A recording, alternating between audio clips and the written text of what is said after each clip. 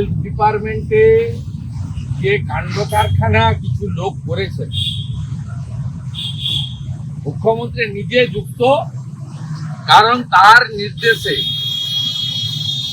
নিম্নমানের health material supply করা, tender CBC guideline violation করা, নিজের পছন্দের কোম্পানিকে বিভিন্ন রেট জিনিস পাইয়ে দেওয়া এবং বাজারের থেকে বেশি অর্থে সেই সব টেন্ডার করানো এবং তাদেরকে পেমেন্ট করা। এই যে র্যাকেট গোটা পশ্চিমবঙ্গে তৈরি হয়েছে, এর জন্য দায়ী হচ্ছে মমতা ব্যানার্জি। কমপ্লিটলি সিট করেছে কিছু প্রমাণ লোপাট করার জন্য, যাতে মানি লন্ডারিং অ্যাক্টে এটি যদি কোথাও ঢুকে পড়ে, এটা আটকানোর জন্য করা হয়। এটা ইটস এ কনস্পিরেসি। এবং আমি কয়েকদিন যাক আপনাদের কাছে আমি মেটেরিয়াল দিয়ে দেবো, আমি মেটেরিয়াল দিয়ে দেবো, আমি আপনাকে মেটেরিয়াল দিয়ে দেবো, আমার কাছে সব মেটেরিয়াল আছে। তৃণমূলের জহর সরকার তিনি বলেছেন এতদিন পর কেন সিট গঠন করা হলো, তাকে অবিলম্বে সাসপেন্ড করা হবে। সন্দীপ ঘোষকে এতদিন পর কেন আমরা তো অ্যারেস্ট করি। সঞ্জয় রায়ের পলিগ্রাফ না করে সন্দীপ ঘোষের পলিগ্রাফ করলেই তো সব পেয়ে যাবে। ওর মোবাইল গুলো ঘাটলেই তো কতবার কথা হয়েছে পেয়ে যাবে। 50 বার কলকাতা পুলিশের সঙ্গে উনি কথা বলেছেন, এসপি দাসের সঙ্গে কথা বলেছেন, নারায়ণ স্বরূপ নিগমের সঙ্গে কথা বলেছেন। মুখ্যমন্ত্রী এদের মাধ্যমে নির্দেশ দিয়েছে, তার অতদূর যাওয়ার দরকার। কোনো কাজ ছাড়াই ডক্টর সুশান্ত রায়, ডিএমই ডক্টর অভিক দে এসেছিলেন এভিডেন্স লোপাট করার জন্য। তারা কে, তার কোন স্টেক হোল্ডার? আপনি করে তারা এসেছিলেন কেন 9 তারিখ সকালবেলা? কি করতে এসেছিলেন? ডাইরেক্টর অফ মেডিকেল এডুকেশন কেন এসেছিলেন 9 তারিখে সকালবেলা? ডক্টর অভিক দে প্রেস কনফারেন্স করছিলেন, পাশে দাঁড়িয়েছিলেন, ছবি তো সবাই দেখেছি। কেন এসেছিলেন তারা? যে তাদের প্র্যাকটিস ট্রেনে হিঁচড়ে নিয়ে গিয়ে একটা বোনের নিথর দেহকে উপযুক্ত সম্মান জানানো, তার পরিবারকে শেষ মুহূর্তের দেখা, যা আমাদের হিন্দু বাঙালি সংস্কৃতিতে আর আছে, এগুলো কিছুই করতে দেননি। এরে টিকে টেনে হিঁচড়ে বডিকে নিয়ে গিয়ে কাণ্ড করেছেন আপনারা, তাড়াতাড়ি নিয়ে গিয়ে। ও তার বাবা মার পাশে মিঠু মজুমদার আর নির্মল ঘোষ, এই দুটোকে তো আগে অ্যারেস্ট করা উচিত। একটা ইলেকট্রনিক্স চ্যানেলকে বলানো হয়েছে তার বাবাকে দিয়ে। আমার মুখ্যমন্ত্রীর উপর আস্থা আছে, আমরা ফোনে কথা বলেছিলাম, ইঙ্গিত করে বলা হয়েছে অন্য রাজনৈতিক দল বিষয়টা ঢুকতে চেয়েছিল, আমি ঢুকতে দিই। ও ফ্রন্ট করছে পাশে দাঁড়িয়ে, মিঠু মজুমদার কাউন্সিলর, সবাই দেখেছে কি করে তার বাবা। আমরা যখন হাইকোর্টে চলে গেলাম, তারপরে তার পিতৃদেব কি করে পাওয়ার অফ অ্যাটর্নি দিয়ে, মানে ভোকালতনামায় সই করে তার পক্ষ থেকে 11th আওয়ারে সম্মানীয় আমাদের আইনজীবী, সিনিয়র আইনজীবী বিকাশ ভট্টাচার্যকে দিলেন। প্রথম তো কোর্টে আমি গেছি, আমার লয়ার গেছে, কোর্ট তো বাকি গেছে। পরের দিন সকালবেলা তো ফার্স্ট হিয়ারিং কমপ্লিট হয়েছে।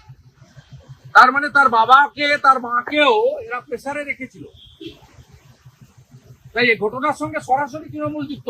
মিঠু মজুমদার পাশ থেকে দাঁড়িয়ে ফ্রন্ট করেছে, নির্মল ঘোষ মিঠু মজুমদার ঘিরে রেখেছে, তার বাড়িতে কাউকে ঢুকতে দেয়নি, কারোর সঙ্গে কথা বলতে দেয়নি। প্রত্যেকটা ছত্রে ছত্রে তৃণমূল কংগ্রেসের ইনভলভমেন্ট, কনস্পিরেসি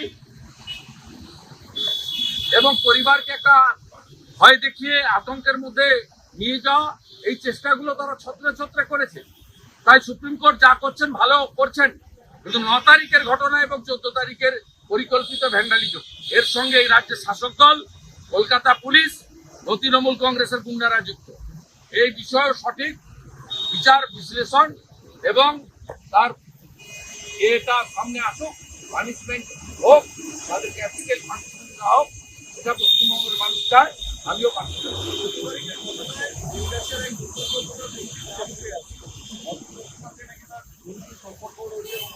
আরে গাড়ি গাড়ি করে লোক নিয়ে এসছে, 2500 4000 লোক নিয়ে এসছে।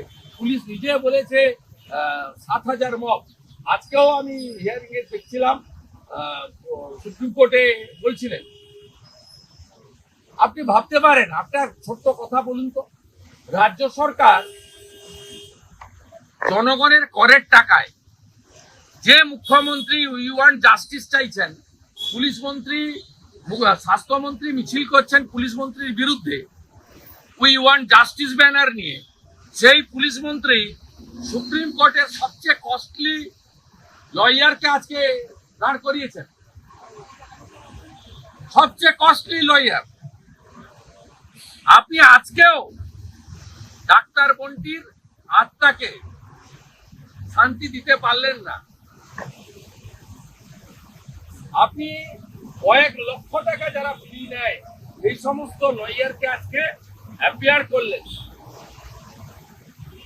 করলেন শুধুমাত্র যাতে আপনার ঘনিষ্ঠ লোকজন, আপনার পেয়ারের বিনীত গোয়েলরা, সন্দীপ ঘোষেরা, এসপি দাসেরা যাতে আড়ালে থাকে। আজকেও গরিত অপরাধ আপনি করলেন। তাই আমরা যারা পশ্চিমবঙ্গের মাটিতে থাকি, কাজ করি, পর্যবেক্ষণ করি, নির্বাচিত জনপ্রতিনিধি, রাজনৈতিক কর্মী, এবং আমাদেরও কিছু সচেতনতা, সংবেদনশীলতা আছে বলে মনে করি। After all we are human being, আমাদের হুঁশ আছে বলি আমরা মানুষ। এর সলিউশন একটাই, দফা 1 দাবি 1, মুখ্যমন্ত্রীর পদত্যাগ। এর কোনো বিকল্প নেই, এটাই হচ্ছে সলিউশন।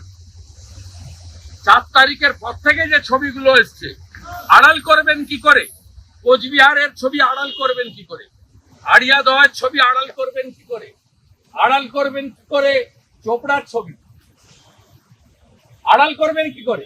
আর তার আগে যদি চলে যায় রামপুরহাটের বকটুই থেকে হাঁসখালি পর্যন্ত, আড়াল করবেন কি করে? কামদুনির ফাঁসি হওয়া লোককে 19টা পিপি চেঞ্জ করে সিআইডি কে দিয়ে আপনি হাইকোর্ট থেকে ফাঁসির দণ্ডাদেশ থেকে মুক্ত দিয়েছেন, এবং আপনি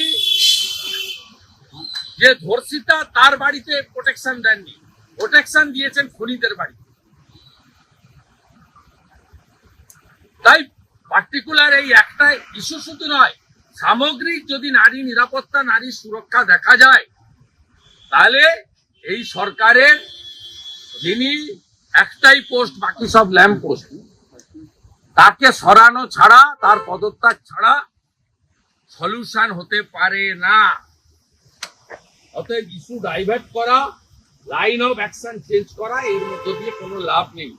এবং সবচেয়ে লাস্ট গরিত অপরাধ, আবার রিপিট করি, চাটুকার আলাপন ব্যানার্জিকে দিয়ে মহিলাদের রাত্রিবেলা বাড়ি থেকে না বেরোনো, কাজে না যাওয়া, নাইট ডিউটি না করার মতো যে অধ্যাদেশ বা অ্যাডভাইসারি আপনি বের করেছেন, এটাতে আফগানিস্তানের তালিবানদের সার্কুলারের কথা মনে করে খোলা হওয়ার মিটিং মিছিলে অনুমতি দিল কলকাতা হাইকোর্ট, পুলিশ বাধা দিয়েছিল এবং ওখানে কালকে 100টার মতো ক্লাব এনজিও তারা মিছিল করবেন একটা স্বপনদাস উত্তর তার ব্যানারে। সেই বিভিন্ন এনজিওরা তারা থাকবেন, প্রোগ্রাম হবে। ভারতীয় জনতা পার্টিও কালকে ধর্ণা দিয়েছে, আমাদের এমএলএদের আজকে যে ধর্ণা ছিল, আমাদের বিজেপি এমএলএরা কালকে সেই ধর্ণা শ্যামবাজার 5 মাথার মোড়ে দেবে। আমিও সেই ধর্ণায় অংশগ্রহণ করবো। নবান্ন অভিযানের ডাক দিয়েছে তো কিছু ছাত্ররা মঙ্গলবার 27 তারিখ। ঠিক আছে, আমি ব্যক্তিগতভাবে তো যাবো। ওই দিনই থাকবে না না, যদি এখন কে করেছে তো মানে সবে এটা ভাইরাল হচ্ছে। তারা বলেছে গোটা রাজ্যের সব বাড়ি থেকে একজন করে আসতে, পরে বাকিটা মঙ্গলবার 27 তারিখ, তাই তো? হ্যাঁ, যদি হয় আমিও যাওয়ার চেষ্টা করব। সমর্থন রয়েছে এই অভিযান, যে করবে সমর্থন, অধিকারী বাড়ির একজন হিসেবে আপনি যাবেন, যে করবে সমর্থন। পতাকা বিজেপি যেখানে থাকবে সেখানে থাকবো, বিজেপি করবে। আর পতাকা ছাড়া অন্য কেউ করলে, ডাকলে, সেখানে যদি আমার অন্যতম যে আমি একটা বিরোধী দলনেতা, জনপ্রতিনিধি, আমার সম্মানহানি যেখানে হবে না, সেখানে আমি একটা কোথাও গেলাম, সেখানে ধরুন শুনতে হলো এই আজাদি ঝুটা হয়, এই আজাদি ঝুটা হয়, সেখানে তো পতাকা না থাকলেও আমি যাব। দেশ আগে, দেশ আগে, দল পরে, ব্যক্তির কোনো স্থান নেই। কিন্তু ডান বা নির্বিশেষে যদি ডাকা হয়, যদি আপনার সম্মানহানি না হয়, যে কোনো দলের পতাকা নিয়ে যেখানে হবে বিজেপি ছাড়া কোথাও যাবে না। I am a disciplined worker of the BJP, also elected representative. আর পতাকা ছাড়া যেখানে আমার ন্যূনতম সম্মান, আমাকে দিয়ে স্টেজে তুলতে হবে না, বক্তৃতাও করতে হবে না। যেমন সংগ্রামী যৌথ মঞ্চ আমাকে ডাকে, কখনো নিচে বসে ওদের কথা শুনেছি, কখনো উপরে দাঁড়িয়ে। তা এমন কোনো কর্মসূচি যদি হয় এবং সেই কর্মসূচিতে যদি মমতা ব্যানার্জির পদত্যাগটাই দাবি হয়, আমার কোনো আপত্তি নেই। ব্যক্তিগতভাবে আমি যাব, আমার পার্টি এগুলো অনুমোদনও করে, বাধা দেয় না। তৃণমূলের মতো কার বাড়িতে খেতে গেলে, কোথায় দেখা করলে ফোন ট্যাপ করা, এসব নোংরা কালচার তৃণমূলে হয়, তৃণমূলে হয়। রাহুল সিনহা, আমি তখন পরিবহন মন্ত্রী, রাহুল সিনহার জন্মদিনের অনুষ্ঠান ছিল কোর্ট হাউসে, রাহুলদা আমাকেও কার পাঠিয়েছিল, সব দলের নেতা। আমাদের জিজ্ঞেস করতে হয়, জিজ্ঞেস করতে বললো না, যাওয়া যাবে না। সিদ্ধার্থনাথ সিনহা পশ্চিমবঙ্গ বিজেপির ইনচার্জ ছিলেন, তার এক আত্মীয়ার বিয়ে ছিল, আমাদের অনেককে ডেকেছিল। আমি জানতে চাইলাম ১৪ তলাতে যে সিদ্ধার্থ সিনহা ডেকেছেন, তো সামাজিক প্রোগ্রাম যাব, বলে না যাওয়ার দরকার নেই, যাতে ববি অ্যাটেন্ড